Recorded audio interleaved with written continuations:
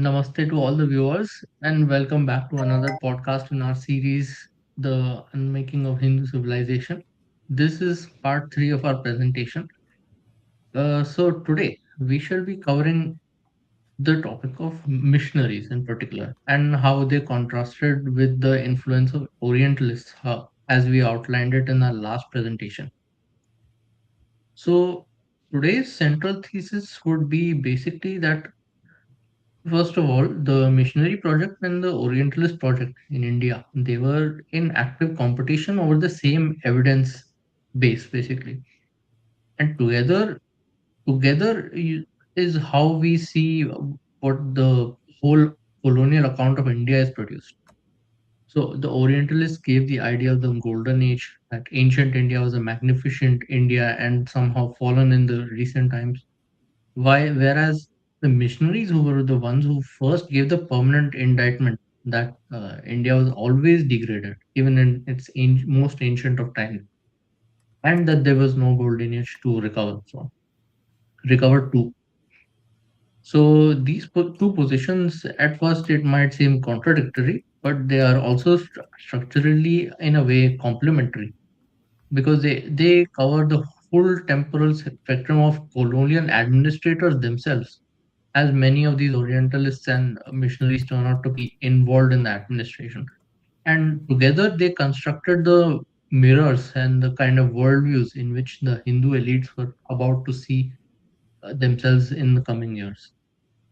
So, our question for this stream is that what did the missionaries do to the Hindu self understanding? And how did they do it through knowledge production rather than just preaching?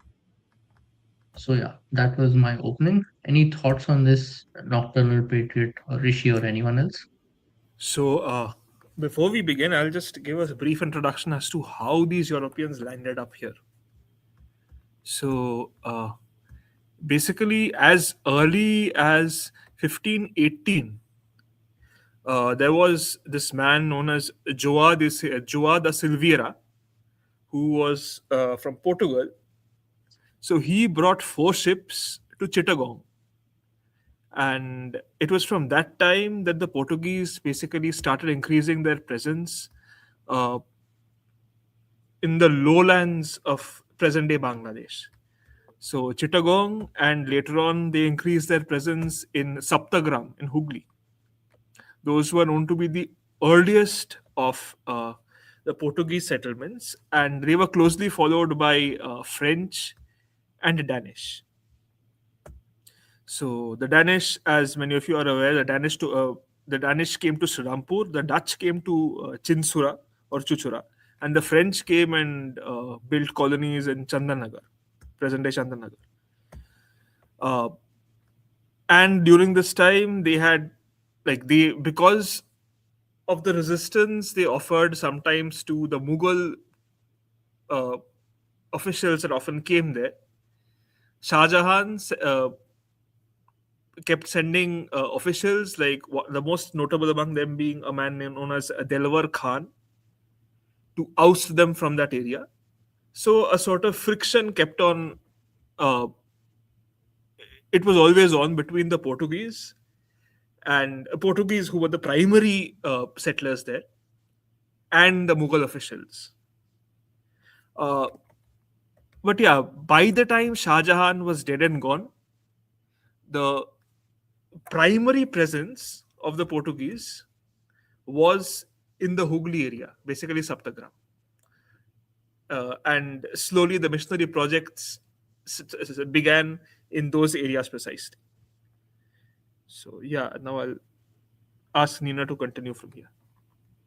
Yes, and there are many historical evidences pointing to the fact that towards the late end of their presence, the Portuguese essentially became raiders rather than actual converting forces, and also that is why allegedly the Sundarban was also kind of left uninhabited Oh, yes, because there of was them. slave trade. There was rampant slave trade that was going on.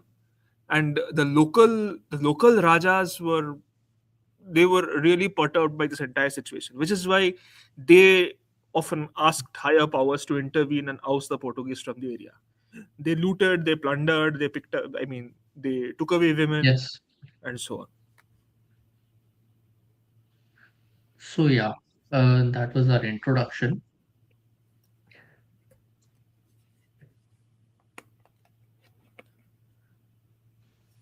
So we start with few from lines from David Cobbs itself, who quotes from Swami Vivekananda. He writes in a speech in Madras in much later times, almost the later half of the 19th century. Swami Vivekananda says that, let me tell you that neither we are devils, as the missionaries tell the world we are, nor are they angels, as they claim to be. The less the missionaries talk of immorality, infanticide, and the evils of the Hindu marriage system, better for them. If, foreign friends, you come with genuine sympathy to help and not to destroy, Godspeed to you. But if by abuses incessantly hurled against the head of a prostrate race in season and out of season, you mean only the triumphant assertion of the moral superiority of your own nation, let me tell you plainly, if such a comparison be instituted with any amount of justice, the Hindu will be found ahead and shoulders above all other nations in the world as a moral race. So Vivekananda is writing this from the end of the 19th century, a full after the full force of the missionary and Anglicist projects had already been in work for almost a 60, 70-year period. He is writing in the voice that we in the stream are trying to build towards, that the Hindu civilizational response. So he is not denying the problems existing in Hindu society. So his denial here in this case is what the missionaries said the problems were, and what and the right of the missionaries to claim that from a position of supposed moral superiority.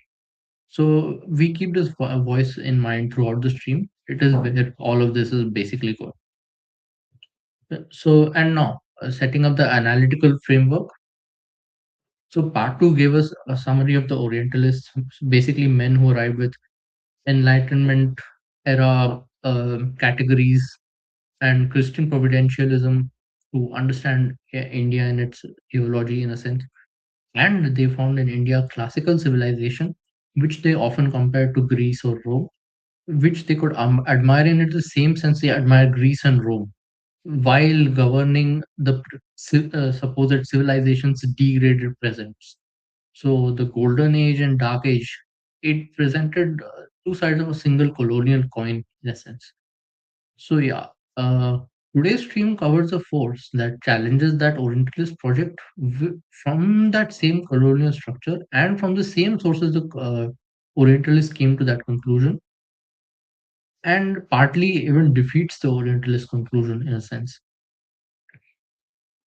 So, so a question that comes to mind is, so why did the evangelicals then come produce the outcomes they did rather than coming to the outcomes that Orientalists did? So the difference might be in the difference in outcomes that they wanted. The Orientalists, in a sense, were at max just interested in bettering the governance system. The missionaries, their knowledge production, their activities, they were all intended for one single goal, that is conversion. And that is why, because their goal was much a relatively higher cause, you can call it, they were a lot more successful and a lot more motivated to reach there. So yeah. So a short recap of what all we discovered in the last two streams. So here's the first slide of the presentation. So uh, this Act One, you can see the slide one. It recaps what part two established, but from a new angle of what the Orientalist project made possible in Bengal. This basically lays the foundation for the missionary activity here. As we read David Koch, he identifies the Hastings credo in a sense as the foundational Orientalist position. That is to rule effectively. It comes in the next slide, I believe. Yes. Yeah. Sure. To rule effectively, one must love India. To love India, one must communicate. To communicate, one must learn her languages. This was basically the foundational thesis of all Orientalist knowledge learning. It did not really go deeper than this.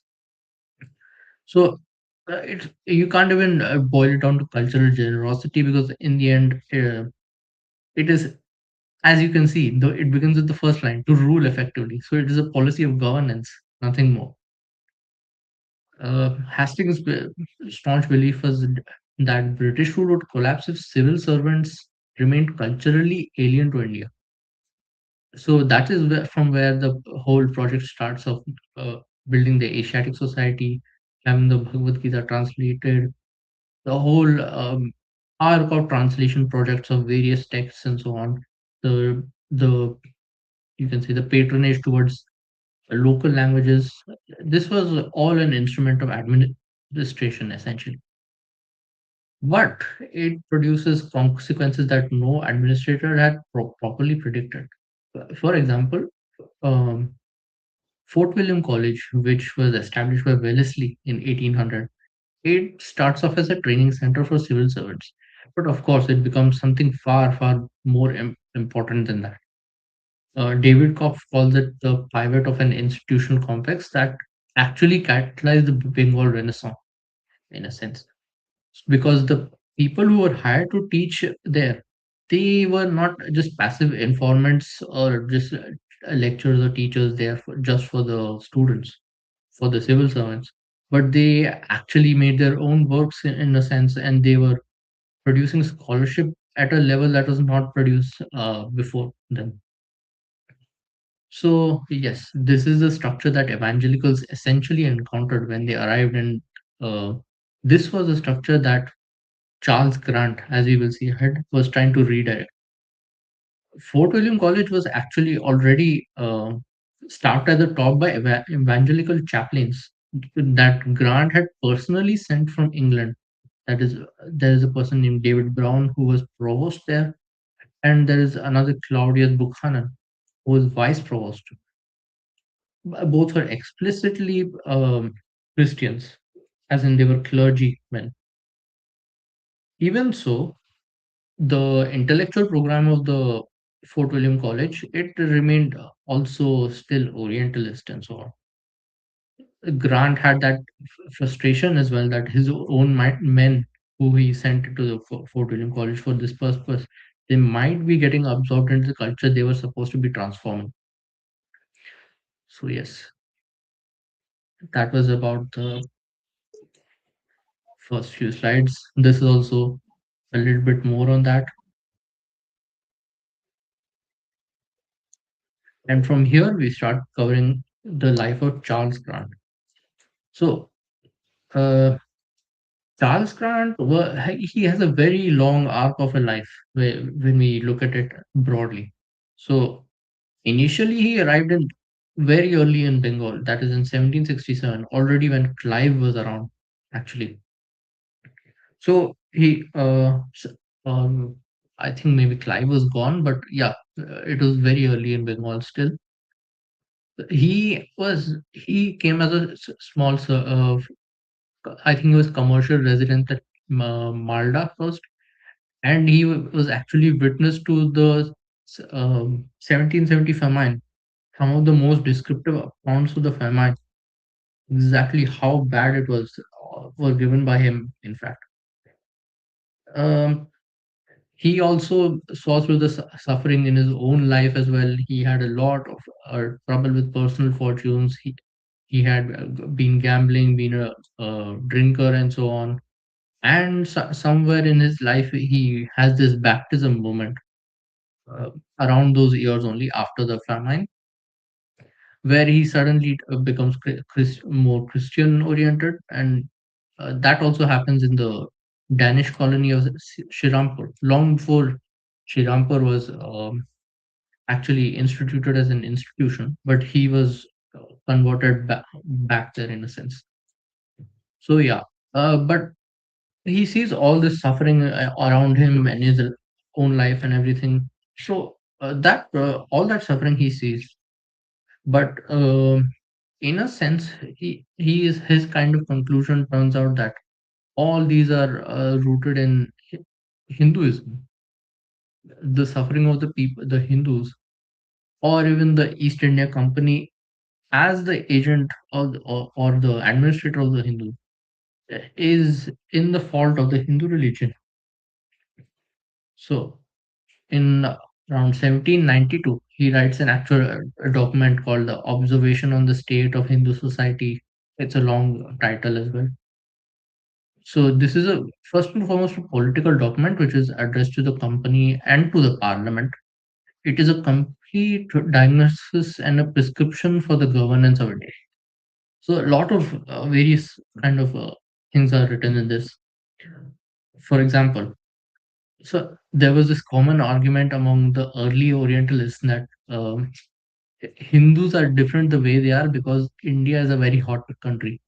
He refutes that. And someone else might say that it might be the Hindus' race being different that causes them to be so. Grant explicitly argues against both. He says that no, neither of them are the cause. The actual cause for their problems is their religion. Specifically, he named it Brahmanism. He calls it an instituted system of fraud and oppression, which produces moral degradation as its natural result. And because the cause is cultural rather than natural, he believes it is in principle curable. That if you change the religion, you cure the degradation in a sense. This makes them. So this was a slide where I wrote this down. Essentially, his bogeyman in this sense was Brahmanism, as he saw it, which was the problem in Hindu society, Indian society in general. So his descriptions become interesting then, though. So he believes that the solvent, which would dissolve Hindu epistemology and the worldview of Hindus, in a sense, and replace them with a, you can say, a better moral system. He believed that that would be English medium education. I will quote him briefly. He writes, "The English language is a key which will open to them a new world of new ideas and will silently undermine and at length subvert the fabric of error." So basically, he writes everything that we believe Macaulay had written in 1835 in 1792.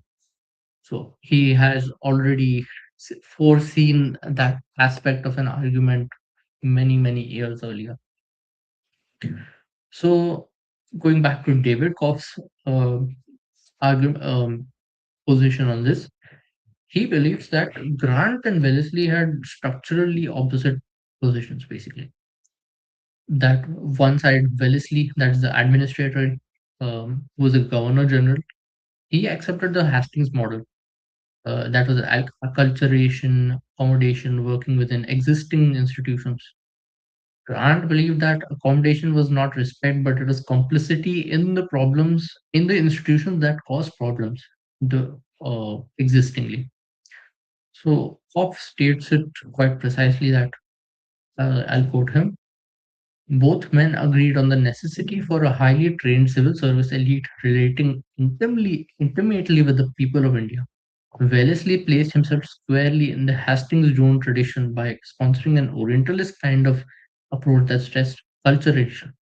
Charles Grant, an avowed evangelical, such cultural relativity or pluralism is alien and distasteful. So yeah. So what Grant's institutional maneuver is the part most accounts miss. So when Fort Wellesley proposed Fort William College, he Grant used the controversy that college generated to create a rival college in England itself, which is called Haileybury College. He wanted a sort of, you can say, foot in the system that the evangelicals could use in whatever manner possible. So yeah, he had a he tried to create an alternate college in England, which was successful in the end. uh, which also would have the concern for religion and morality according to their wishes and so on,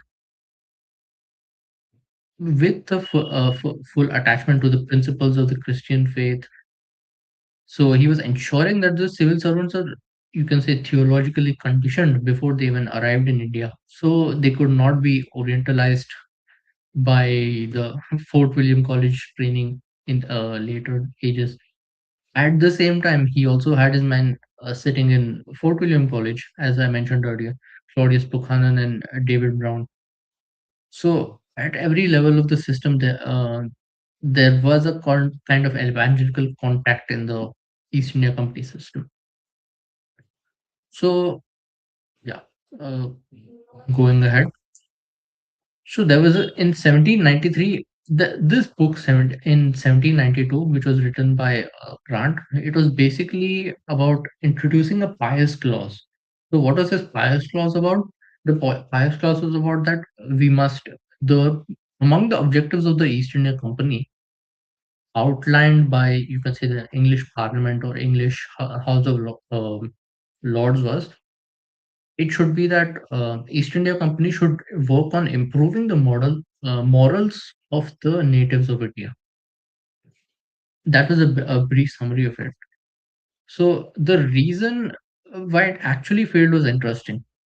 So I have a screenshot of this as well. I can probably share my screen. Just a moment.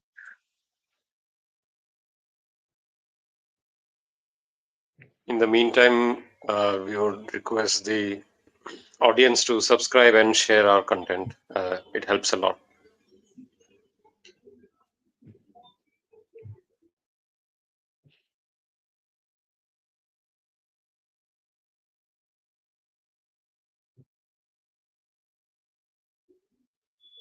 Is it visible?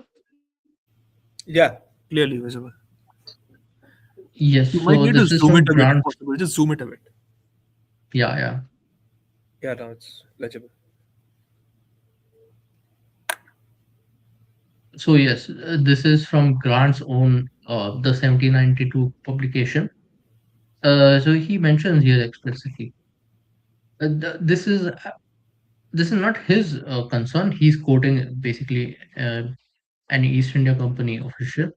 Put in its strongest and amplest terms, it may be thus expressed: if the English language, if the English opinions and improvements are introduced into our Asiatic possessions, into Bengal, for instance, if Christianity, especially, is established in that quarter, together with these changes, many Englishmen colonized there, will not the people learn to desire English liberty and the English form of government, share of the legislation of their own country, and commissions in the army maintained in that country? Will not the army thence become in time wholly provincial, officered by natives of India without commitment to the sovereign state? Will not the people at length come to think it is a hardship to be subject and to pay tribute to a foreign country? And finally, will they not cast off that subjection and assert their independence? So yeah, that was a kind of foreshadowing that English education does bring a sort of, you can say, a love for liberty or nationalism in a sense. The particular reason they brought this up is because, as you know, before 1793, just a few years before, there was American independence, where they also taught the similar principles in a sense, and they had basically thrown off their yoke from there. Which is surprising. So I wanted to ask you something, Ninner. Yes, So when Charles Grant is writing this whole text and the experiences that he's having in Bengal, wasn't that the time when we also had that whole sannyasi rebellion as well, when Britishers were being attacked by bands of sannyasins altogether? Was there some sort yes. of contribution from that In experience as well in his mind? Yes, in fact, there is. He actually writes in his own memoirs that the sannyasis, when they came down from north of Bengal to south of Bengal in their raids, they had attacked his own factory in Malda. And of course, you can imagine the usual culprit in this whole ordeal would turn out to be Hinduism or Brahmanism. that is at fault. And what's not They surprising here is just look at the manner in which he dismisses the fears of his opponents.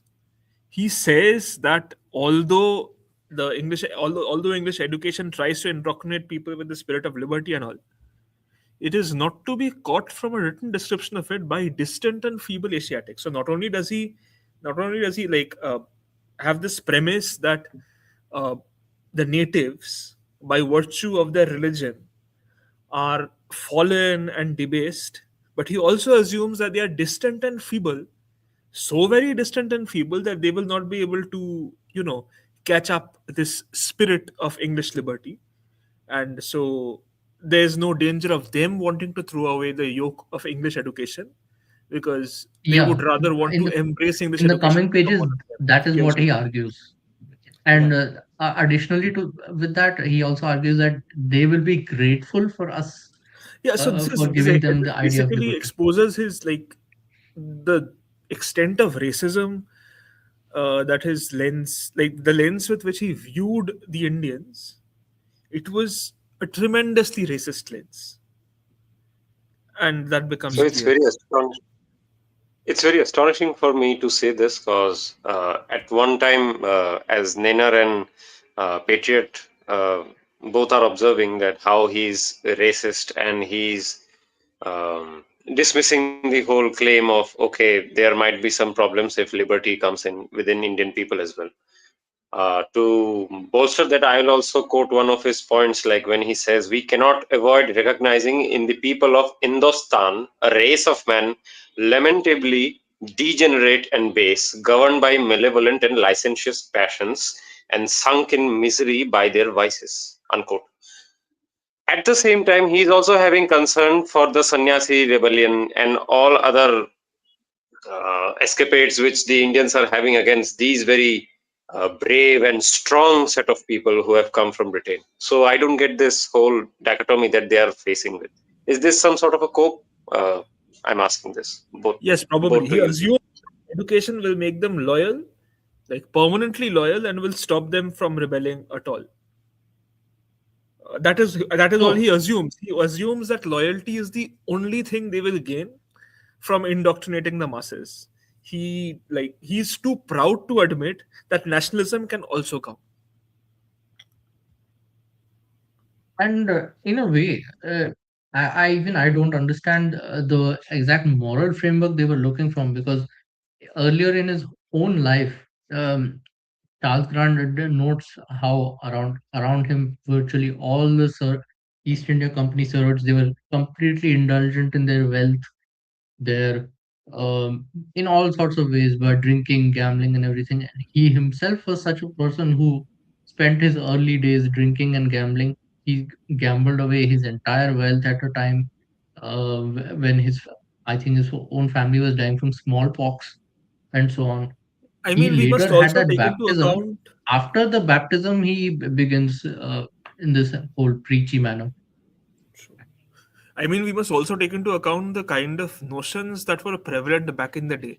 Like, we are speaking of times when Darwin had proposed his theories, and talk of This is long eugenics. before Darwin. This is long before Darwin. Oh, So yes, yes, true, true. You're right. 70s, seventeen Okay, seventies, yeah, and so yeah. on. So that So means much more work. things were worse before Darwin, Yeah, because we do know that these are times when people believe that flies are born from rotting flesh and so on. I mean, in places in Europe. So yeah, yeah. they had We do certain. see that the best people they used to quote on maybe Laplace. I've seen a reference to Laplace there, or there was I think Herschel. He is also referred to a couple of Okay. times, Okay, yeah, and even, like, I mean, we are speaking of or times when Newton. treatments were quite primitive. They used bloodletting and other kinds of therapies. So yeah, all that was there. We are Yep, speaking pretty of much. actually dark times. I mean, they came and regarded India as a dark continent, much like how they viewed Africa. But if you take a look into the kind of beliefs they themselves subscribe to, an entirely different picture emerges. Yes, so I'll continue from here.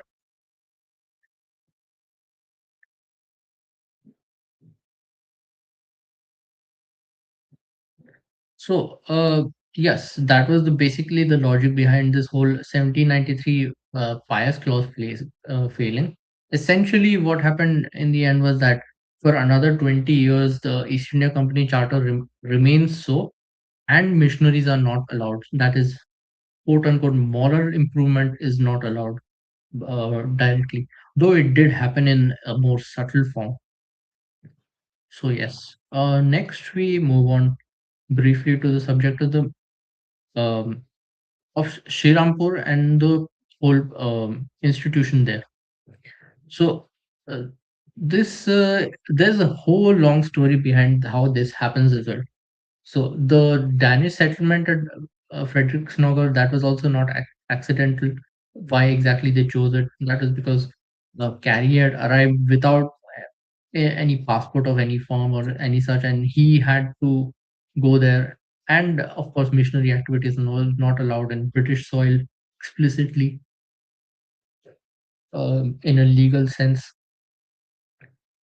So he had to obviously work from Danish soil, but he also at the same time is an indigo farmer on British land, which does suggest that British were kind of passively overlooking his activities and so on. So among the most intellectually honest figures among the missionaries, you can probably call Carey among them.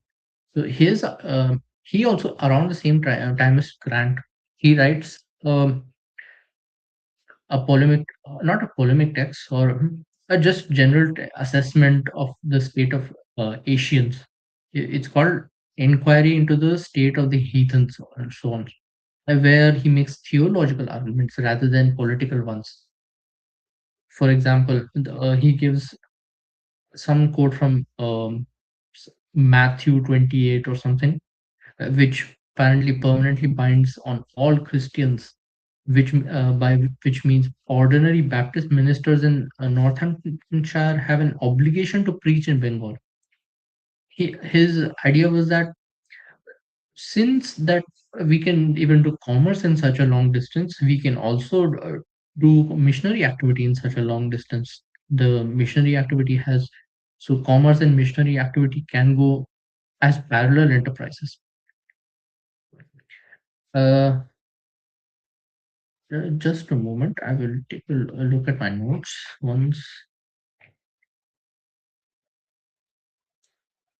So, in the meanwhile, we'll just tell the audience that William Carey,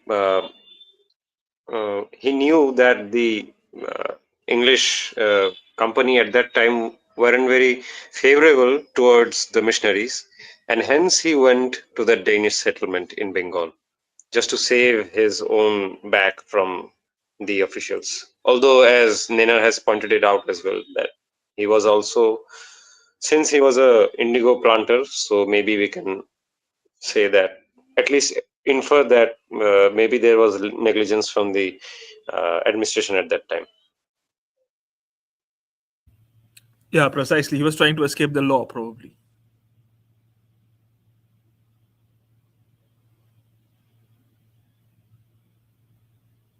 Right. So this whole thing about wait a second.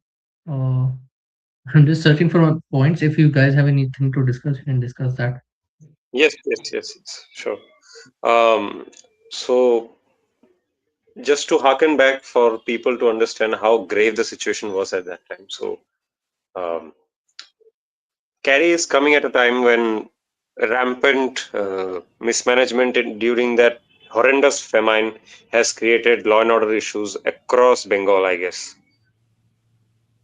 On top of that, we have historical evidence as well because of Portuguese excursions with faith.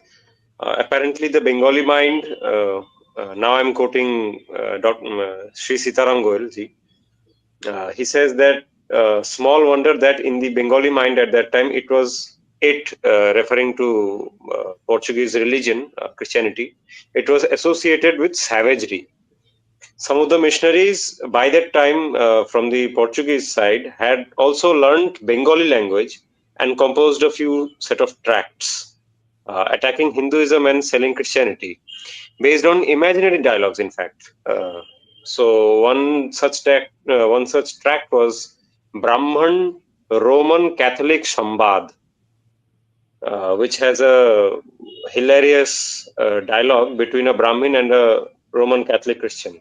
And I think this text went to Europe, and I think it was translated into many other languages as well, which is why we get a similar kind of text, but with a very different flavor from Voltaire as well, on this very same dynamic, where there is a Brahmin and there is a Padri. Both are conversing with one another. And based on Voltaire's liberal opinions, we know who he was favoring in that text. Precisely. But, Patriot, I wanted to ask you, were there other Portuguese as well who were trying to infiltrate learning Bengali? If you could tell us more on that.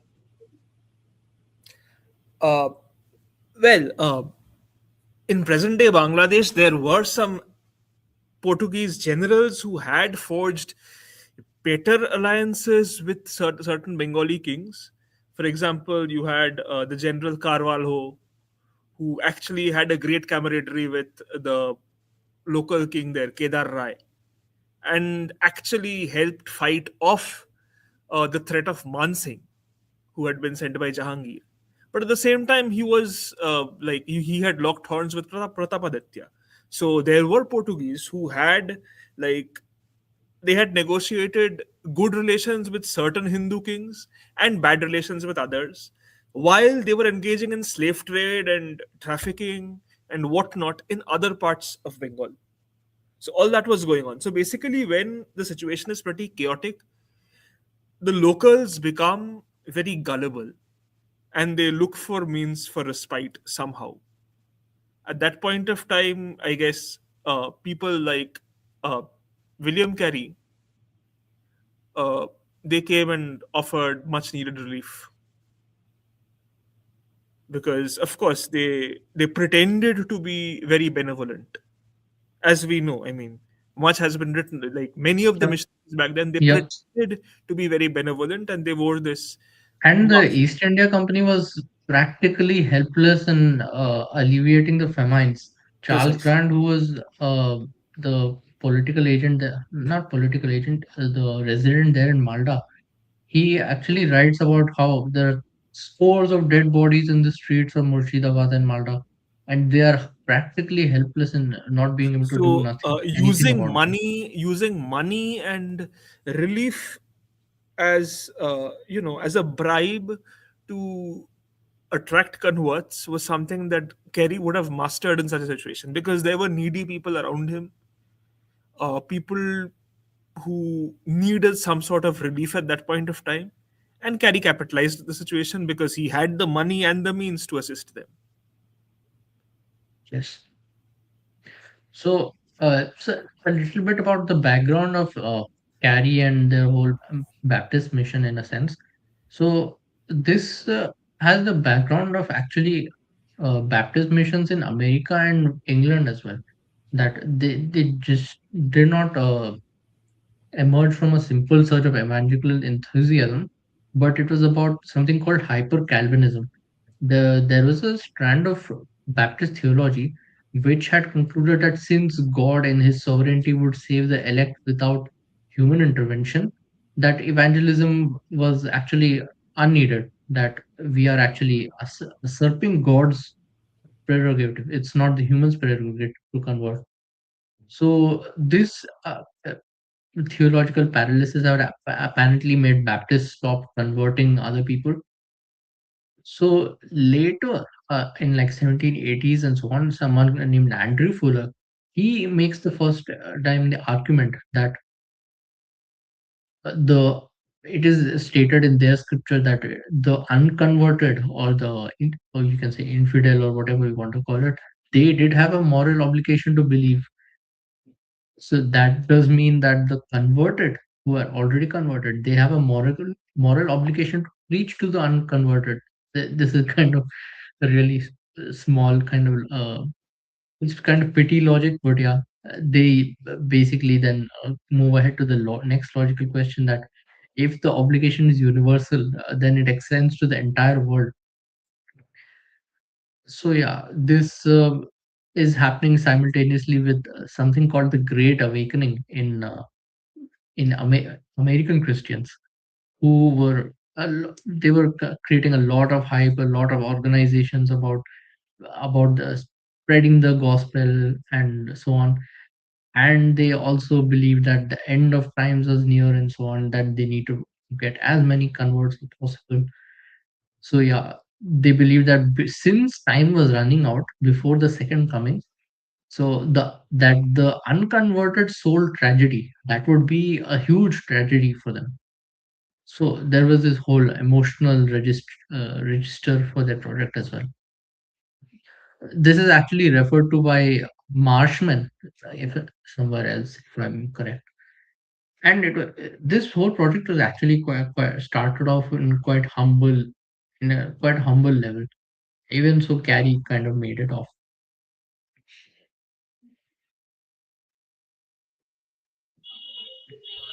Yeah, yet again they bring up this soul harvesting topic.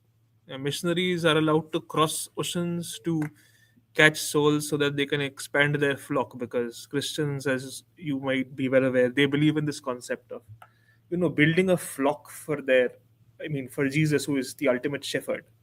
So the missionaries are on, like, they are engaged in these labors, in these tasks in which they try to expand this flock and gather more sheep, basically more gullible converts that they can add to the flock and impress Jesus, and thereby gain salvation. What's Yeah, interesting is this, also hilarious, in fact. Nainer, you put out that argument, right? That there is some sort of a moral obligation even within the unconverts to believe in God. Like they have just built their own premise altogether, it seems. Like they have to do this job. So, how to justify it? Well, let's make a random premise whatsoever. Yes, Of everything course, is from basically their standing perspective. on these mountains of flawed premises they have, and they have certain boxes they wish to check out. So all their activities are directed towards validating that particular goal. pretty What do much. you say? Yes.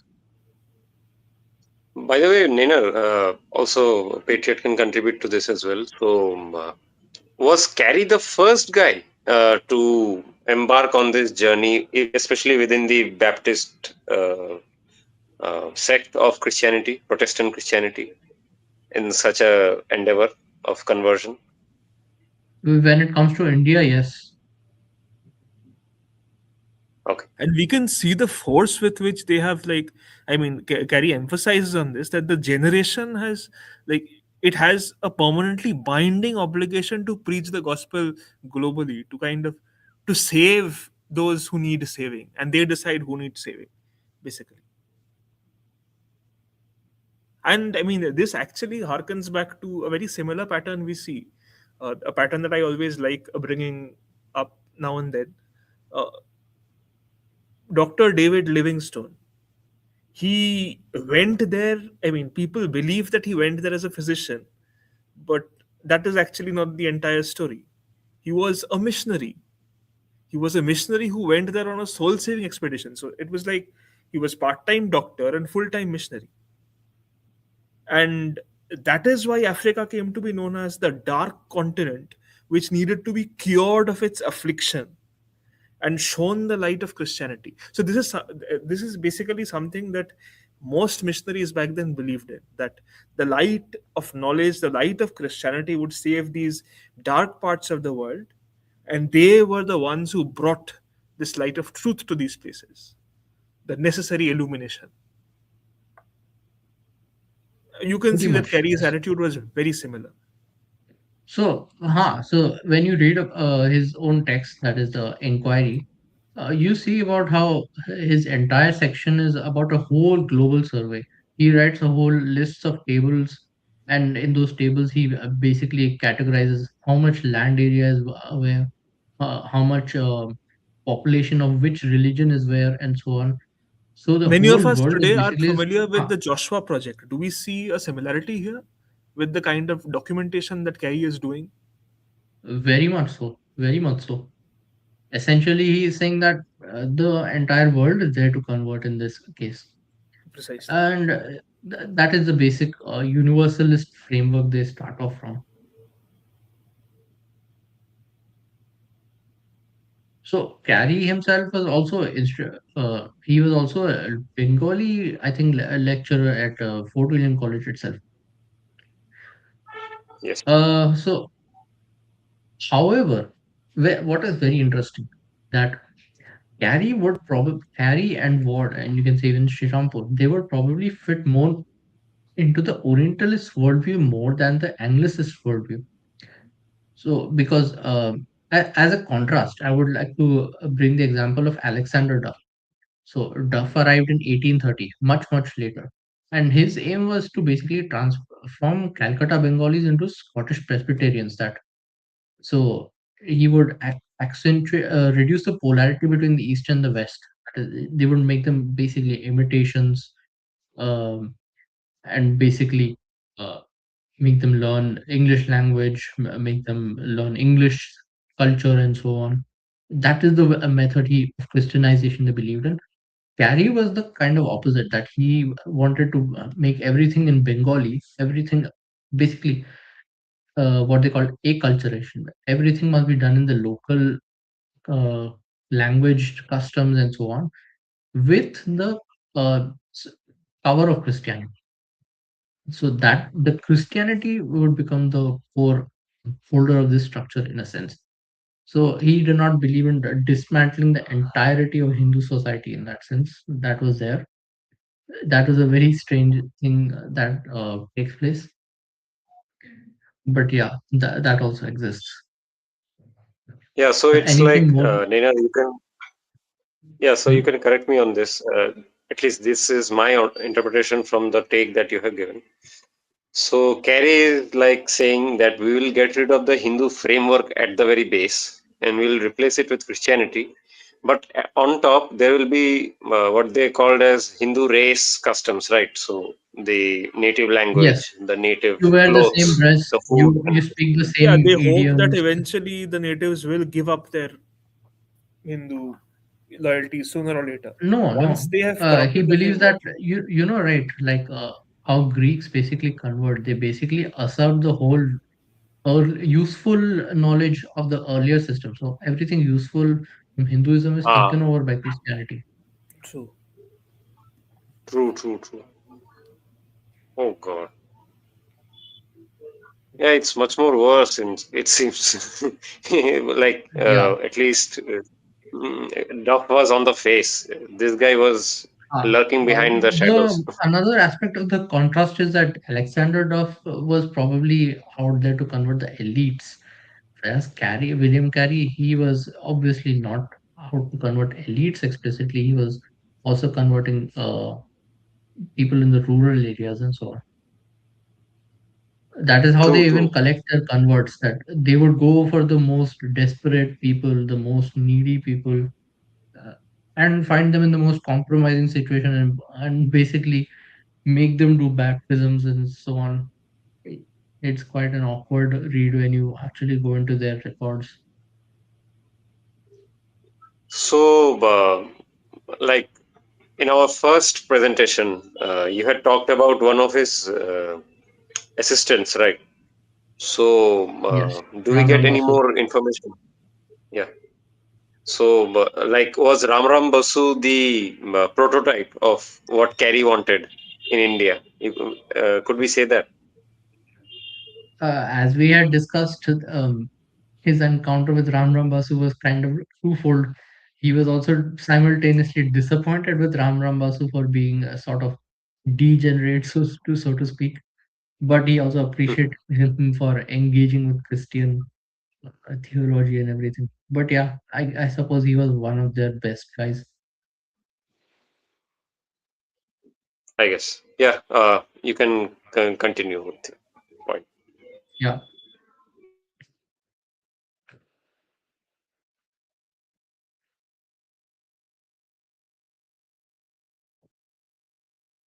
So yes, so that is essentially the same point that is being made in this slide as well. As you can see in the paradox part, that Ward in 1821, he actually defends Sirampur College on Orientalist grounds that we have carefully avoided everything which might anglicize the converts.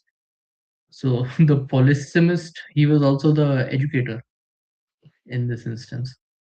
That is also there.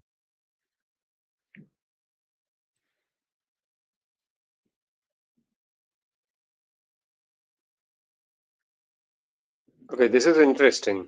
Could you explain the left portion? Just a second. Okay. Okay. Yeah.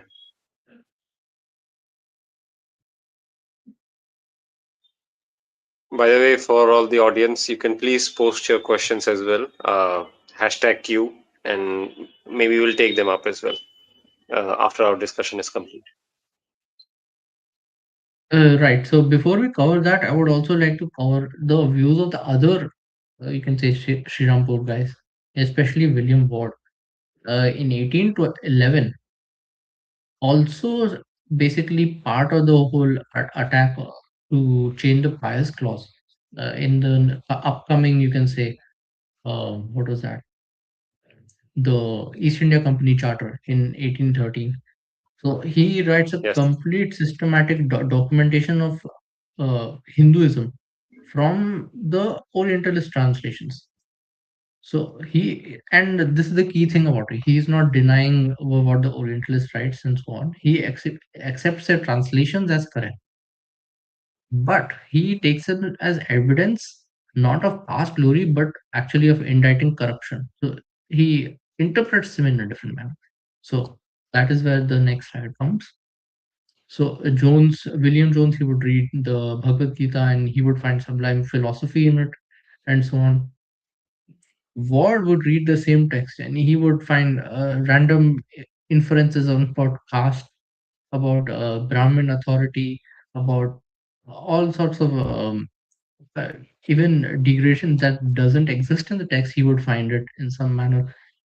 Um, and of course, in his own thing, he also writes in a lot of ethnographic data about, say, this area they do so and so, the worships of so and so god behave so and so, and even about the area around Srirampur itself, he would allegedly see um, immolations, that is sati, happening right from the door of his printing press operation itself in Srirampur, that too daily, apparently.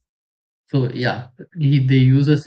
Essentially, this was the point which you were hinted to at in the beginning, that the Orientalists and the missionaries used the same translations, yet they came to different conclusions. So there is an exchange between this William Ward and another missionary who is a lot more Orientalist oriented. He's called Thomas Morris.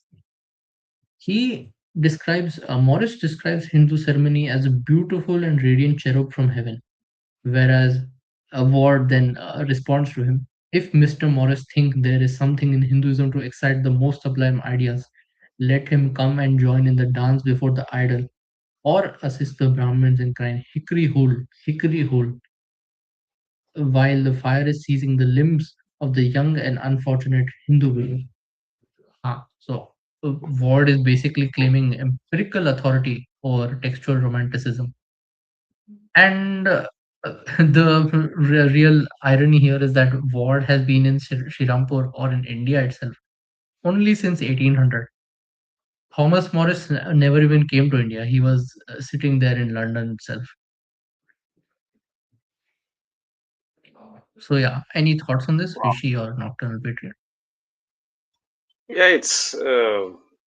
I mean, the allegations that he has put is diabolical, right? So he wholeheartedly accepts the whole um, ideas like what do they say?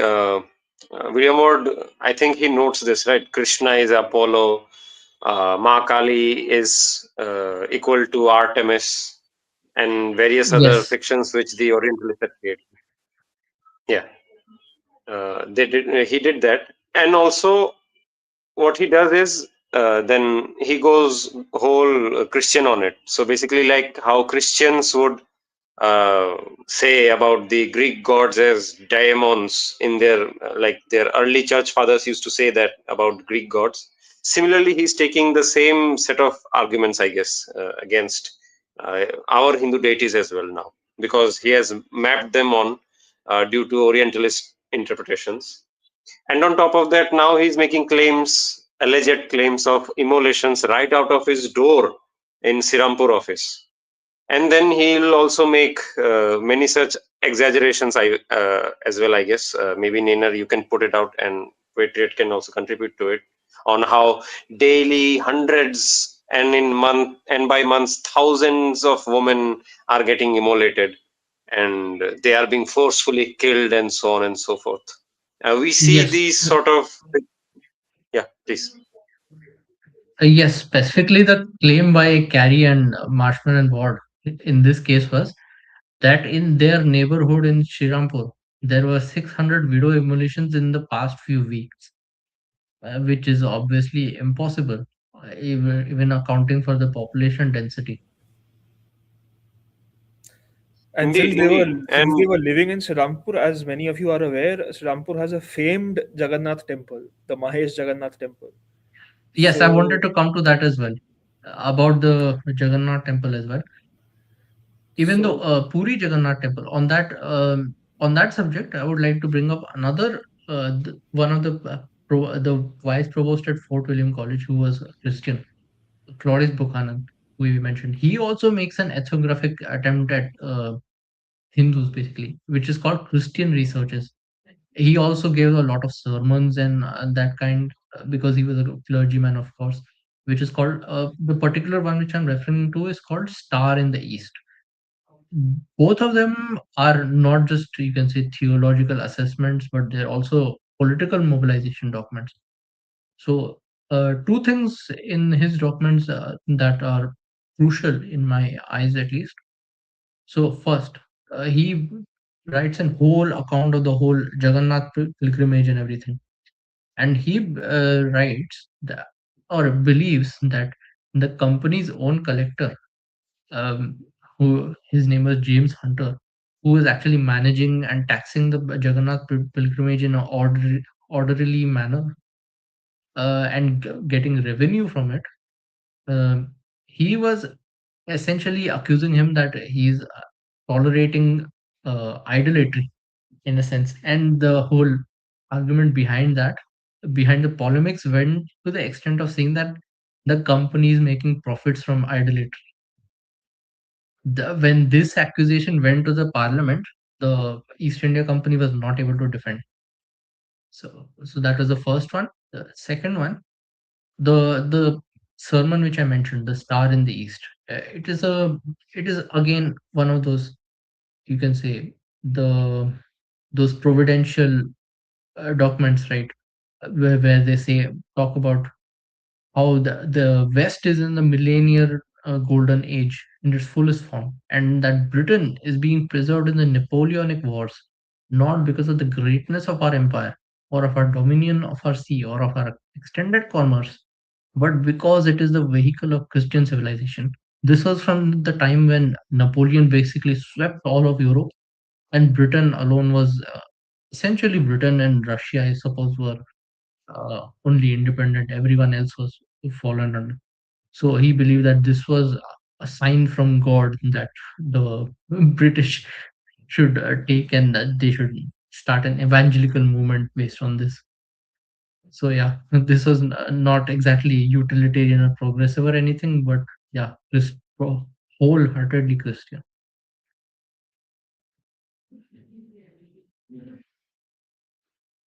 This is the slide where this is mentioned.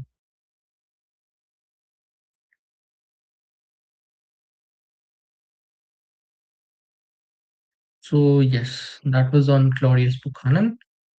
The next slide, we talk about the Vellore mutiny. This is also an interesting event where all these arguments that are actually happening in private, you can say, rooms or conversations, or even in a sense, were staying to words. This came actually tested in theory in this mutiny. So there was a whole furor at the massacre at Vellore in 1806, which led to polarization further of the ideas between Orientalists and evangelicals concerning the best means of morally and culturally rehabilitating the Hindus.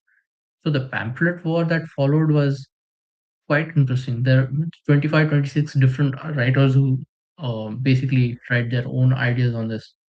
Probably the most important Orientalist response was from colonial Hindu steward, who writes Vindication of the Hindus, which is a quite rank defense of Hindu civilization, that it argues that it needs the meliorating hand of Christianity.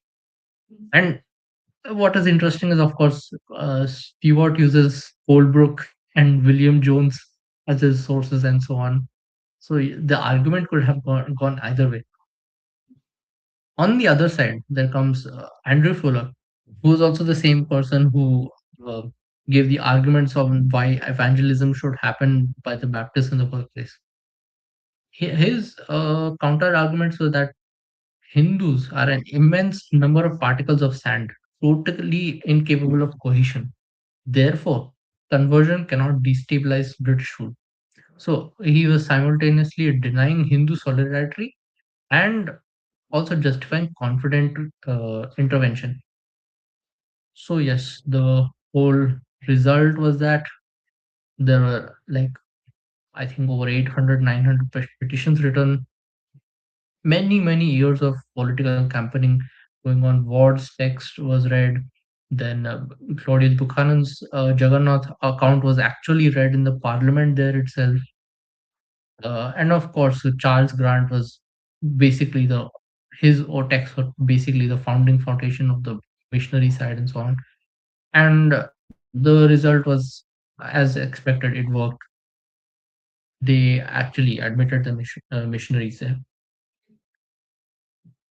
So it was so they actually admitted the missionaries, and Anglican establishment would be uh, set up there according to Claudius Buchanan's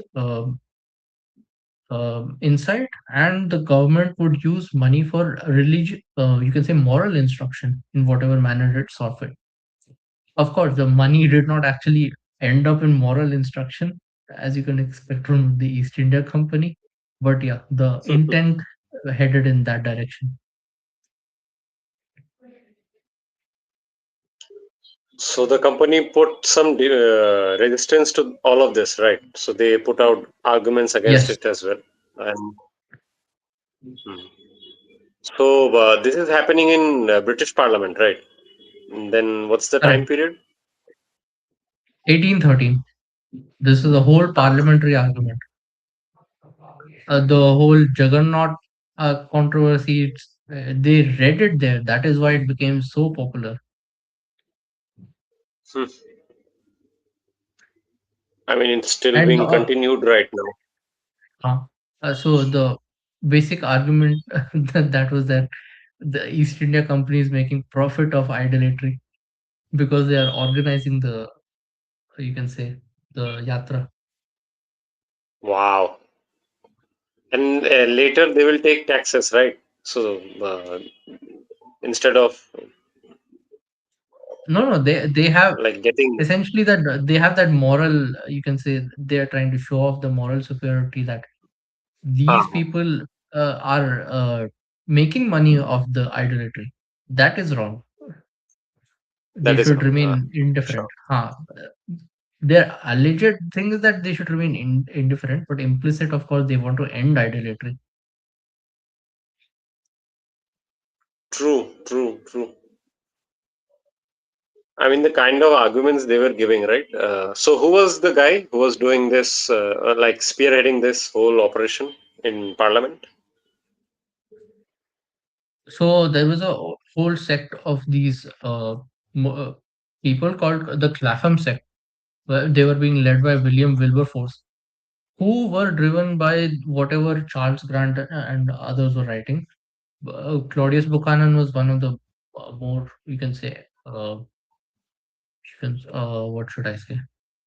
more prominent ones Uh, among them. So, hmm, but interestingly, Sri Rampur was not explicitly involved in any of this interesting.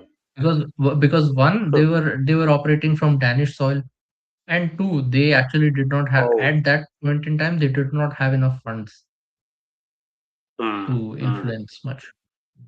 Though they were True. running a I proper mean, press and everything, they were pretty much in uh, debt and so on. and Claudius Buchanan being a Fort William official, he would get much more, I think, observation from the Claudius Buchanan was Parliament authority. appointed directly by Charles Grant from England. So, and he was an Anglican, I think not Anglican, probably Scottish Presbyterian or something. But yeah, he Okay. was Okay. one some higher position guy, Ah, so a clergyman. So yeah, he will get proper clergyman. Yes, audience. yes, yes. Mm. He was vice provost, whatever that is called. Mm-hmm. True. Yeah. Let's move ahead. What do you wanted to say? So moving on. So we basically move on towards the tail end of this discussion. Basically, that this is the bridge to the next part we should be talking about, and here also I'll briefly be covering David Kopp's analysis of the whole Orientalist evangelical conflict. So David Kopp, he this 1813 charter, it did not exactly resolve the whole conflict between Orientalists and evangelicals. So Kopp shows that after 1813, Marcus Hastings, who was Governor General from 1813, he mounted a vigorous counter program that he began appointing a lot of these Orientalists in a lot of prominent positions across um the administration. He was funding a lot of printing for the local presses. He lifted the censorship of the press, which Wellesley had put years earlier. He actually supported a bit of Bengali journalism, apparently. And he was, of course, patronizing indigenous scholarship through the Fort William College. So after 1813, we have essentially three simultaneous projects competing for the Bengali intelligentsia. Basically, the evangelicals, the then that is the missionaries, the ones supporting English education, and the ones who wanting to convert. Then the high culture Orientalists, that is H. Wilson and Asiatic Society. And then there was a third popular culture Orientalists, that was the administrative side from mainly Marcus Hastings and so on. And all three were essentially producing quite a lot of consequences. In that, the third one, as you will see, the funds which are supposed to be allocated for the moral instruction and so on by the government, they actually went to societies such as the School Book Society in Calcutta, which was used to promote, you can say, English technical knowledge, learning, sciences, and so on in a secular fashion among Indians. So it actually went in a good hand due to the intervention of the Governor General here. So yeah, that was one aspect of it. Though at the same time, we see a lot of missionary schools begin propping up across Calcutta and the hinterland as well. So in this pressure, the Bengali elite, you can say, they become sort of culturally ambivalent. So they kind of interact and engage with pretty much everyone in their whole thing. As you can see, the in the thumbnail of our stream, we had placed a pundit next to William Carey, who is the Englishman in our thumbnail. That pundit's name is Mrityunjay Vidyalankar. He was actually a head pundit at the Bengali department at Fort William College, and also an assistant to helping William Carey make translations there. So not at Sri Rampur, but over there. He also basically learns the printing, you can say art or whatever, the skill. And he also sets up his own parallel press and everything later on. He also engages in a lot of public discussions in various topics, famously writing against sati. much earlier than Ram Mohan Roy did. So yeah, this is one kind of way the Bengali elite reacted. Another manner in which the Bengali elite reacted was, I have an example of Kashi Prasad Ghosh here, who, having studied at a Hindu college, while at the same time where there were Derosians deriding Hindu learning, everything Hindu in the world, I suppose, he was defending Hindu polity against Mill's charge of barbarism. He was defending Hindu kings. He was defending, you can say, Hindu principles and so on, while also at the same time the fault being that his sources, they were all mostly H.T. Colebrook and also William Jones, through the Asiatic researches and so on. So he's using British scholarship to contest a British, uh, you can say, uh, indictment in a sense.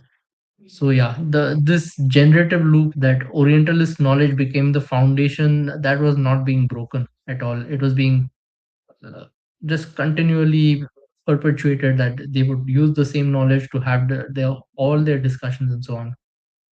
So this is where it ends up basically, that Ram Mohan Roy is pretty much where this ambivalence, it reaches its most historically significant expression. That he accepts the Orientalist golden age, that is apparent Vedantic monotheism as the true and ancient Hinduism, while he also uses evangelical critique of Brahmin corruption as a lever for internal reform. So he tries to fight Sati with apparent Shastric arguments, though his language is always, in a sense, Christian Unitarian of sorts, and so on. So, yeah, we will probably cover him in the next discussion. Yes. In the upcoming episodes, we will discuss him in very great detail. So, audience, you're in for a very great surprise, I would say. Yeah, Patriot, any comments you have? Okay, let's finish with this. Yeah, Nirav. Yes, so at the end of this, I would like to come back to the point of Swami Vivekananda, as we started off with him itself. This is the quote we started off with in the beginning. I would like to end off with a different quote. If you give me a moment, I'll just pull it up.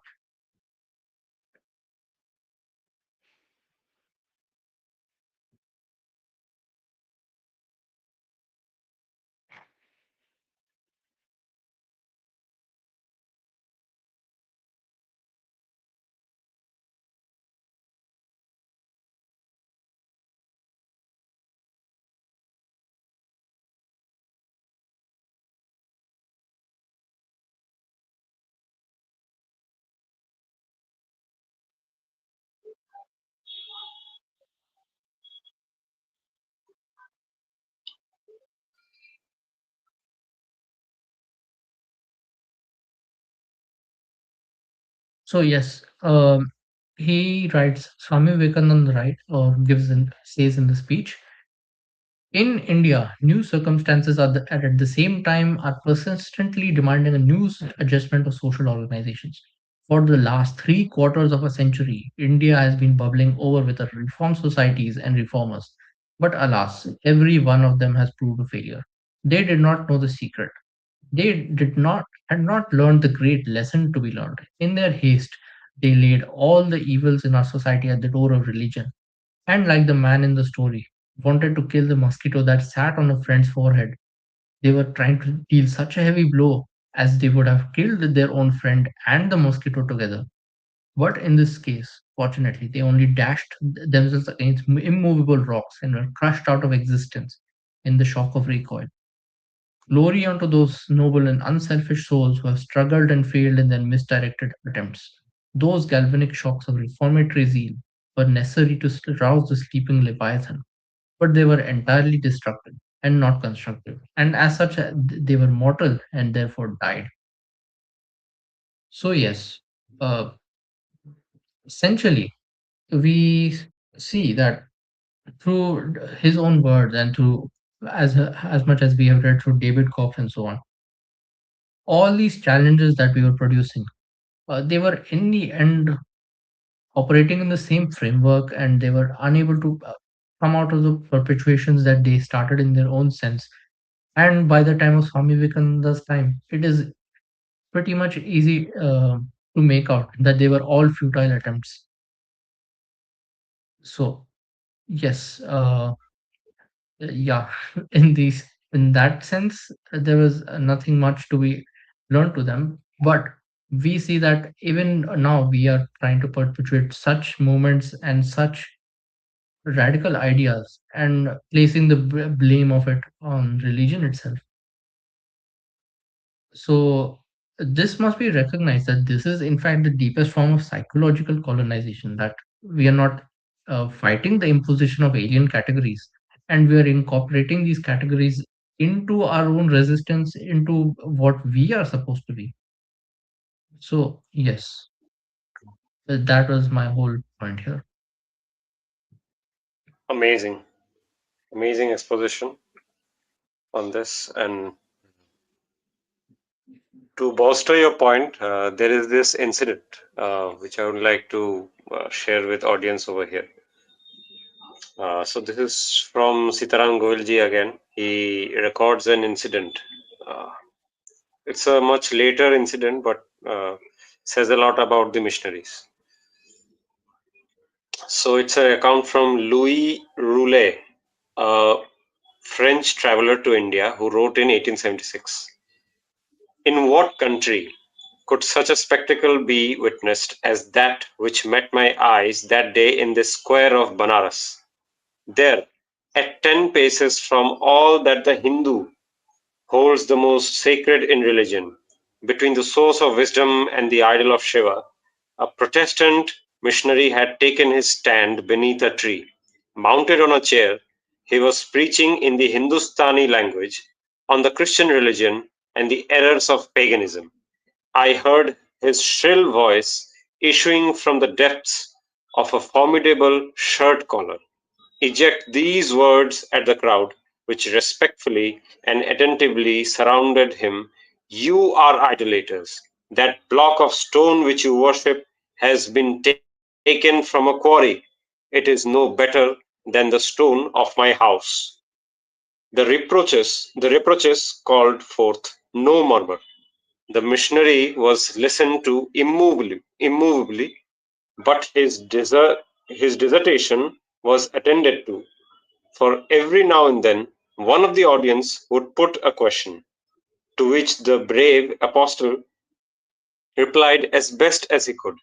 Perhaps we should be disposed to admire the courage of the missionary if the well known toleration of the Hindus did not defraud him of all his merit. And it is this tolerance that most disheartens the missionary, one of whom said to me that day, our labors are in vain. You can never convert a man who has sufficient conviction in his own religion to listen without moving a muscle to all the attacks you can make against it. End quote. This is a brilliant exposition on the Hindu character as well against such diabolical attacks which were coming out from the Christian missionaries. For all the claims that they make of loving the other and so on and so forth, the kind of behavior that they engaged in, making exaggerated claims and also false claims as well. Time and time again, we have seen that from putting out false interpretations of texts, putting out false representations of deities, making exaggerated remarks on our Rath Yatras, like in case of Jagannath, where Buchanan makes claims such as, oh, uh, these, first of all, the alleged huge numbers of dead people under the Rath. That's the claim that he makes, which is the most infamous one. Along with it, there Yes. are claims like, oh, the carvings on the temples are disgusting, and the dances are, what do they say? These dances are diabolical and so full of vice and sin and so on and Their so forth. They lectures are and so getting, on. Yes, yes, yes. yeah, their lectures and so on. Yeah, exactly. So all of these moral indignation which they put out, I do not think those are reflective of their so-called love. But I guess that's the moniker of tough love, I guess, for them. No, no, it makes me feel very weird, at least. Yeah, both of you can carry on. Yes, so basically, in summary, if you want to understand what the missionaries were actually doing, there is nothing better than Swami Vivekananda's speech itself. So, for anyone who wants to read it, it's called A Reply to the Madras Address. So, he writes this after having come back to India from America.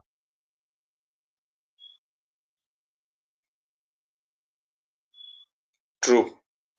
Uh, Please, what Nina has said, please, I would request the audience to kindly look at that because it's a masterpiece, as we have seen also. Um, by the Because way, it outlines, just wanted in a to. sense, that everything the missionary project was essentially doing. In just a brief few words, it outlines that they pretend to learn our systems, learn everything.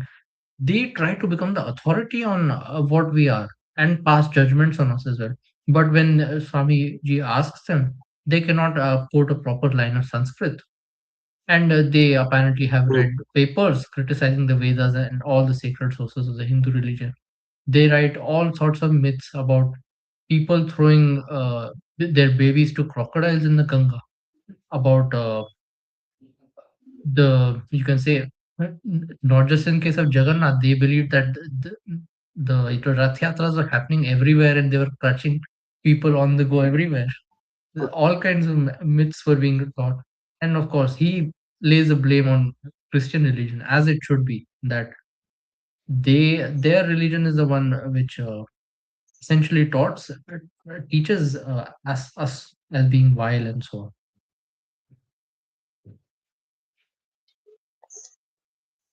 I will paste the link of the absolutely. book in the chat for anyone who wants to read it. Indeed, indeed. We can look at that. Yeah. I just wanted to convey this as well because, of course, we will discuss him in our next podcast in detail. Uh, but still, I would like to share this point as well.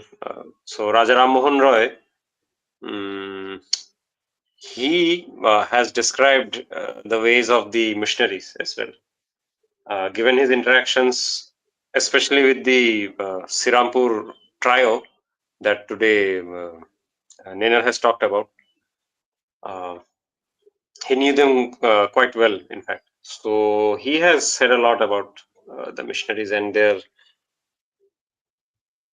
escapades. So he says, quote, it's from his preface to Brahminical magazine.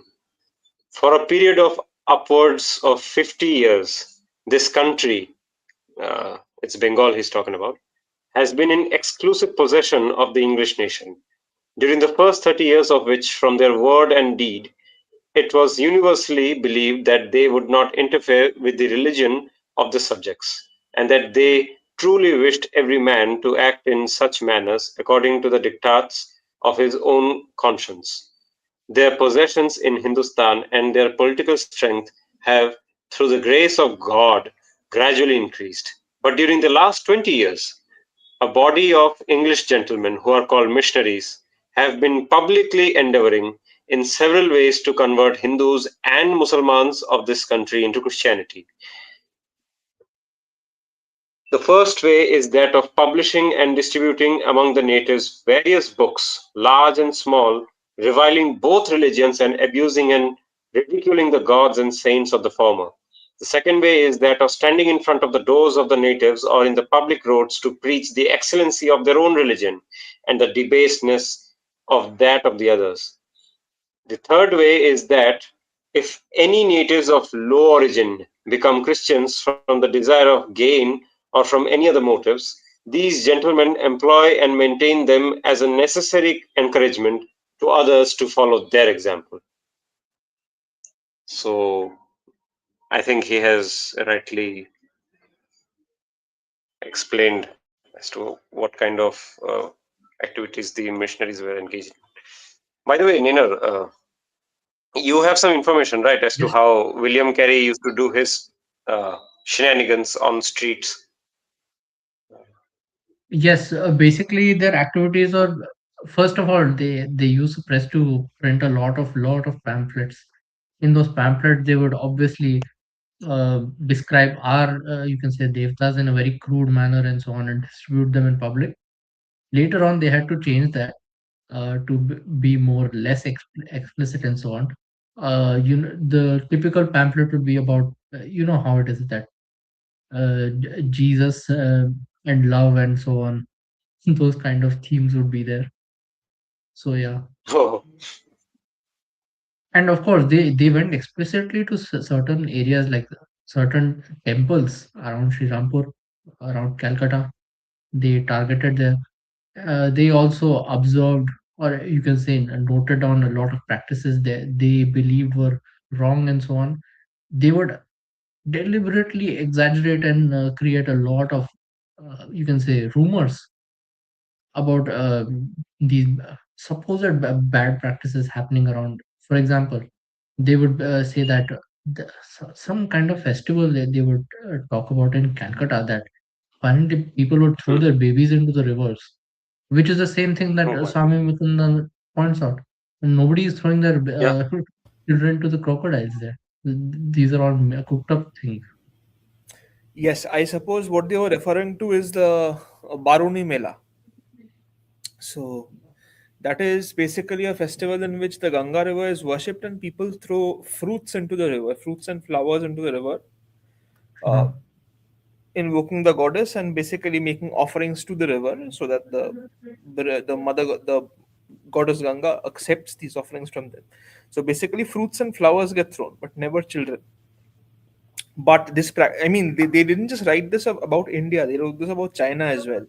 So there are earlier accounts of China written by, I mean, and there are stories written by missionaries in which they mention that there is this odd practice in Asia, in places like India and China, where yeah, Wang Ho is offered, the Wang Ho River in China, that being the main river of China, is offered live babies, and a similar story was written about India and the Ganga. basically an Orientalist fantasy. Precisely. I mean, Indeed. because And we also, do find such cases of, I mean, water bodies being offered, babies, and such in European theology. I mean, in Christian theology itself, we have the case of Abraham being offered. I mean, Abraham being yes. told that his son be sacrificed to their God. So it was there. It was very much there Uh-huh. in their own theology. So it was a kind of coping mechanism for them as well, True, a true. reality they had to live with. Also, maybe you can comment on it. Yeah, also maybe you can comment on it. So there is this whole story about Moloch, right? The ancient enemies of the Jews. Oh yes, I So mean they went so far as to label Jagannath as Moloch. The temple of Jagannath is a temple of Moloch where babies got sacrificed, which is an entire lie. And they even They constructed. love the trope of sacrifices. Oh They yes, yeah, initially, when they saw Sati, they believed that was also a sacrifice. and they went so far as to suggest that the wheels of the Jagannath, of the Juggernaut, as they called it, the wheels of the Jagannath temple's chariots would go about crushing women, children, and men under it. And we are well aware that, I mean, the Ratha Yatra is known to be a very, is still known as a very benign practice in which the deities are just moved from one temple to another temple, and the god of the temple makes a public appearance the before the masses. So there is no such, there's no history of the chariot ever being driven over live individuals, let alone kill them. So all these are figments of imagination that probably, uh, I mean, the missionaries probably made up these stories so they could justify, uh, I mean, justify the this theory of labeling the natives as debased and degenerate. That would Yes, also let this and the missionary work to continue, because the missionary work necessarily ran on money. money that came from pious individuals sitting in Europe, Christians sitting in Europe, and maybe their Exactly colleagues this. in America All and these Australia. polemics, they had to be written so that people felt offended and outraged at there and sent money to the missionaries. On the same note, I would like to also point out that I didn't cover it in the stream, only just briefly, but all the, you can say, narratives on caste were essentially formed by the same people we discussed today. Uh, you can say William Carey, Charles Grant, or even going down to that other person who I forgot his name. The Marshman. just a second, William Ward, and one more person. Just a second. So Okay. Thomas Morris. Yes, Thomas Morris. So he writes an entire text on this. He calls it Brahminical fraud detective because he believes that Orientalists have been frauded by the Brahmins in a sense. Why? But the strangest thing is that he also accepts the Orientalist translations somehow, which even I don't frankly understand. But yeah, the whole you can say there are two streams of this caste argument, right? So one is that Brahmins have basically corrupted the scriptures or essentially appropriated the scriptures just for themselves. That was the one stream of that. The other was from the Shriram side, which was actively profiling people based on caste everywhere they went. So when you read their ethnographies and so on, they and even their accounts, they would say that this person of so and so, you can say carpenter caste, this person so and so, fisherman caste, like this, like this. This kind of thing was practically unheard of before. They were very, very concerned with caste in a sense. This is starting with missionaries. And what's even more absurd is that this Morris himself had never set foot in India. So he formed all Yes. these opinions and furthered propaganda based on whatever he was reading. And also, another thing that is very interesting to notice that much of what uh, the West knew about India was based on these accounts by the missionaries, which were known to be biased accounts, which were known to be heavily prejudiced or deliberately colored with bias. Which is why I mean, we even noticed this. I mean, much later during Swami Vivekananda's time, Swami Vivekananda notes how people like Pandita Ramabai and others, uh, they have been coming and hoodwinking and basically deceiving gullible women in America into donating money for the missionary cause that will, you know, cure the disease of the natives, the disease being the disease of the native religion that the Hindus believed in. So there were many gullible people sitting in Europe and America who were made to believe that uh, Hinduism was somewhat something comparable to the plague, and it needed to be cured through the and like Christianity Yes. being the drug that would bring this cure. And I mean, but there are accounts in which doctors have been known to go about saying that they have tonic for the body, which happens to be the medicine that cures ailment, and they also have tonic for the soul, which they will readily administer to the willing. And there The were baptism, people who basically. basically baptism. There, I mean, among the earliest converts to Christianity in India, we have the case of a man known as Surya Narayan Chakravarti. Surya Kumar Chakravarti, who had come abroad, who had gone to Europe to study medicine, and his mentor, a doctor, again, many doctors back then, as I mentioned, in case of David Livingstone, were full time preachers, full time pastors. His mentor Yes. convinced him to take on his mentor's religion. His mentor's name was Dr. Goodeve. So you can look him up if you want.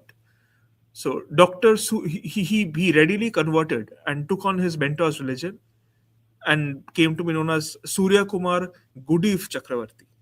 And he settles up. He does come back to India though to continue with his preaching and also to act as a to uh, provide some sort of primitive treatment in his village, but then later goes back abroad. His family continues to stay in England today, and funnily, Arundhati Roy is descended from him. Arundhati Roy and Pranay Roy are descended from this person's family. Acha. So on the same topic, there is also the example of William Carey. So I remember specifically from his own or from someone else's notes on him that their first convert was basically a person who had an accident and was practically, you can say, immobilized, since he was a carpenter and so on. And when he converts him, he basically makes him, even the conversion is so dubious in a manner that basically forces him to copy the Bengali words of whatever they have to do during the conversion, right? The desperate man who is basically barely able to speak in his state, they somehow convert him, and the statement he makes that apparently the shackles of Brahmanism have been broken as we have found our first convert Oh, there are among the countless lower such cases castes. when such folks are like they're basically blackmailed into converting, where they are like denied treatment until they convert, or they are allowed to suffer, as we This was know a Missionaries of Mother Charity has done. Teresa, the Yes. Mother Teresa way, basically. So William Carey was doing it 100 and whatever, 180 years before her. Oh, Mother Teresa was a Also, Catholic, it right? seems, So Mother Teresa was a Catholic. So yeah. even it's not that the Catholics didn't have similar practices going on. So yeah, Protestants were just more Also, we Portuguese get were to like say, that. had more missionary zeal. yeah, we also get to say this, right? So, in today's discussion, all of the activities which they engaged in, we are seeing these are all uh, some sort of derivation from their own Bible, like describing native populations who are non-Christians as savages and all, and the motives that they use, like child being thrown into water, again similar to Moloch, child Their sacrifice, imagination is limited to that, basically. completely. Uh, that burning woman and all of that, those are from the references. I think I may be mistaken, but Gomorrah or some other references in Bible. That's there of killing the woman and so on. Uh, all these things. Uh, Now, even the whole doctor thing, Yeah, even that's they have this from Bible. they So have this entire story of the Tower of Babel in which only they speak. People across the world speak in different languages, and they are very confused, and they follow debased practices, and they've turned away from the way of God. So it is the job of the Christians to bring them back to the completely. so-called rightful way, Hmm. the righteous ways. Jesus is the healer, so the missionary has to be a healer. He needs to project that whole Jesus attitude of being a doctor. So we He get needs to to do see this all for of Jesus. these Basically, doctors. he's filling up for Jesus until Jesus comes back. Like, because they have been promised that Yeah, Jesus is going to return. Like, since he has been resurrected, and they have been promised that prior to doomsday, Jesus will be coming back. The time of reckoning is coming. So Jesus will come back, and he will grant them all salvation. And so, in order to, like, this is basically the preparation for salvation. They need to. This is basically their equivalent of karma. uh, it's not just good deeds, it is how many people they've added to the flock. Exactly. They yeah. were, I mentioned about that, right? They believe that second coming is coming and that there is a tragedy waiting to happen because so many non-converts are there. Precisely. This is also the reason, by the way, they wanted to end slavery because they wanted the slaves to be converted to Christianity. Yes, that was also, it was a sort of bargain. They struck a deal that, those who converted were no longer slaves, they were free. They could start afresh as free people. But until they converted, they were very much kept as slaves. They went so far as to propose that, in Africa, they proposed to the natives that the natives deserved to be enslaved since they were descended from one of the sons of Noah who had actually been cursed that his descendants would be slaves, and therefore Right. they were manipulated into thinking that this slavery was something their ancestors had brought upon themselves due to their own decisions back then, and therefore they had deserved to be enslaved until, of course, they turned to Christianity. Also, one interesting thing to note, maybe you both can comment on this. So, the whole debate, right, the abolitionist versus the Confederacy portion, the ones who were trying to keep the practice of slavery alive, both of them were giving arguments from the very same book that both of them appealed to in their personal life, the Bible. So, one, as you said, the whole Cain and Abel story, that was being taken as an example for sustaining slavery as a practice. And the other portion, the abolitionists were quoting from Paul, Paul's, I think, one of the letters, where he says that there is no Jew, no Gentile, no slave, no master. There is only Christ within the there is only Christ within the brotherhood, and so on and so forth. These sort of uh, theological battles were going on and on. Uh, every damn thing is based on this theology, not from any other reason whatsoever, it seems. And there were a group of people who had, like, I mean, Christianity had this notion that even sinners were granted a place in heaven as long as they trusted in Christ, and as long as they did charity and church work. So as long as they donated towards the church, basically different people sitting across, Europe and America who are like, who may not have had a, a very straightforward life, they were allowed to think that as long as they donated towards the church cause and supported missionaries, salvation was guaranteed. So money just kept coming. It was only when probably, I mean, spiritual leaders from India went to the West that the impression about India in the minds of the Europeans and the Americans started changing for the first time. Like people like Swami Vivekanand, Swami Abhedanand, and Mahanamrata Brahmachari and Premananda Baba. Yes. It is And only when, ironically, people even like Theosophical Society and all were arguing in our favor against these people, yes, and even precisely, Max Mueller types to some extent. precisely so. And of course, the missionaries were desperate to ensure that money just kept coming. So they tried every means they could to stop information from India traveling abroad. And there were many agents they had who would keep doing lip service to them. So that is something which we will of course bring up in our future discussions.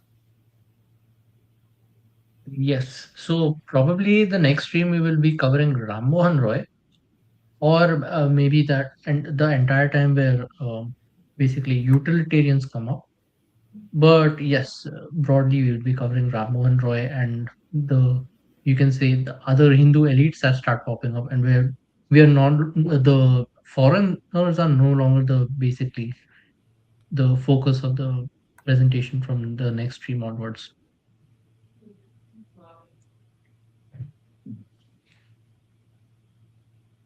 So, any last points, Rishi and Nocturnal Patriot? Or we can probably end the stream from here. I think we're good. Let me just check for any comments if there are any.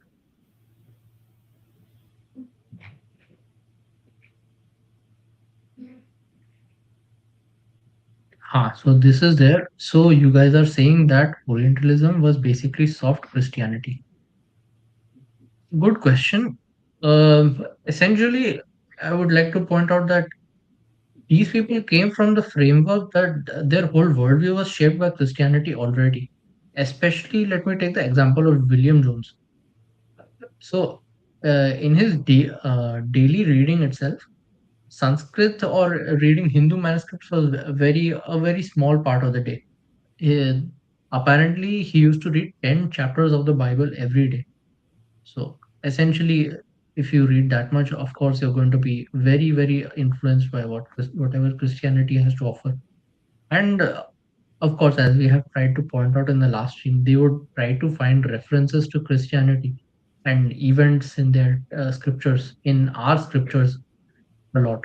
Especially the example of the flood is there. So yes, that was the answer to this. Any more questions you can see?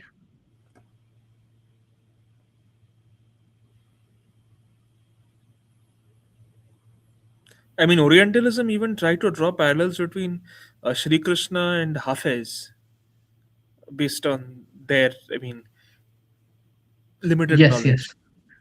knowledge. This was actually not done by Orientalists. This was done by William Ward. So the missionary, which is even more surprising. But yeah, the missionaries were not thinking independently of the Orientalists. They were all kind of harking back to the same knowledge source. So yes, that was basically our point at, in the whole stream. And we are looking forward to all of your views. Please put a comment in the comment section as to how you found the presentation and stream. So yes, that is all. And feel free to add any thoughts, and maybe we can cover them in our subsequent podcasts and Yes, discussions. We look forward to hearing what you have to say. absolutely. With that, we shall end our stream now. Any final words, Rishi, or shall I end it here? No, it's okay. It was an amazing session, and uh, the next one will be also amazing and very surprising to many uh, viewers as well, because too many myths will be broken. We can just guarantee that. Yes, So hopefully stay many tuned for that. illusions will be shattered. So yeah, Yeah. very Yes, well then. because we are going to cover our own elite from the next stream onwards, and our focus will no longer Yep. be on the outsiders. So yes, a lot of things to discuss and so on. So Oh yes. looking forward to seeing all the viewers again in the next stream. Jai Shri Ram. Jai Sri Ram. Jai Shri Ram.